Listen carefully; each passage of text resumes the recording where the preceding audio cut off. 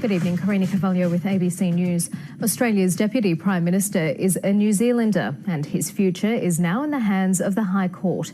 But Barnaby Joyce won't be stepping down from Cabinet like the others embroiled in the citizenship saga because the Prime Minister is convinced the court will rule in his favour. Labor says the revelation means the entire government is illegitimate. Political editor Chris Uhlmann has the story. The fireworks outside Parliament today were nothing compared to the bombshell that dropped inside.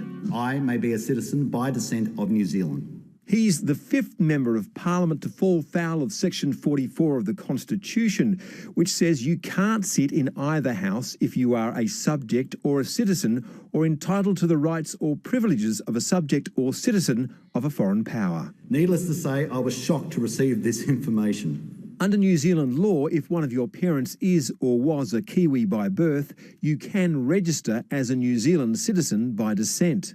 My father, who was born in New Zealand, came to Australia in 1947. The New Zealand Prime Minister confirmed Barnaby Joyce's birthright. Unwittingly or not, he's a New Zealand citizen. The Greens' Scott Ludlam was the first to stumble at the constitutional hurdle for overlooking the need to renounce his New Zealand citizenship. Fellow Green Larissa Waters fell over her Canadian birthright. The Nationals' Matt Canavan stepped down from Cabinet to contest the claim that he's an Italian, and the High Court will also rule on whether One Nation's Malcolm Roberts was a British subject when he was elected. We are making history here today. Because Barnaby Joyce won't be stepping out of politics or down from Cabinet, Parliament has unanimously referred his case to the High Court, and it's vital the court rule in his favour because the coalition holds the lower house by a single seat. Can the Prime Minister confirm that the Turnbull government is the first government in Australian history that has had to ask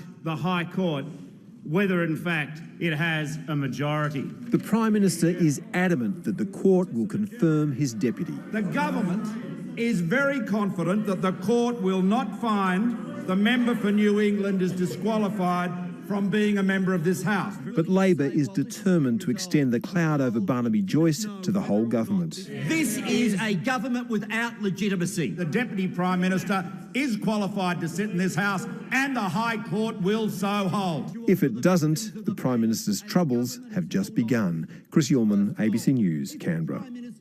And Greg Jennett is in Canberra tonight. Greg, why is the government so confident Barnaby Joyce will get the all clear from the High Court?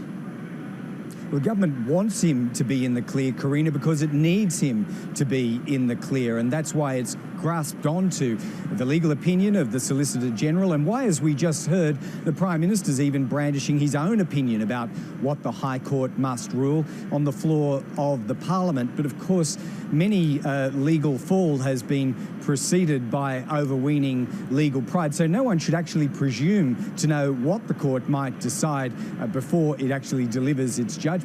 And in the fact, the government is also lecturing the court on the need to somehow put a modern interpretation on this archaic constitutional section when it delivers its judgment.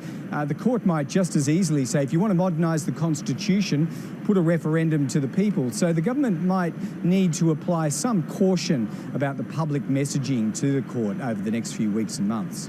So, Greg, what if the Deputy Prime Minister is found to be in breach of the Constitution? What would the consequences be?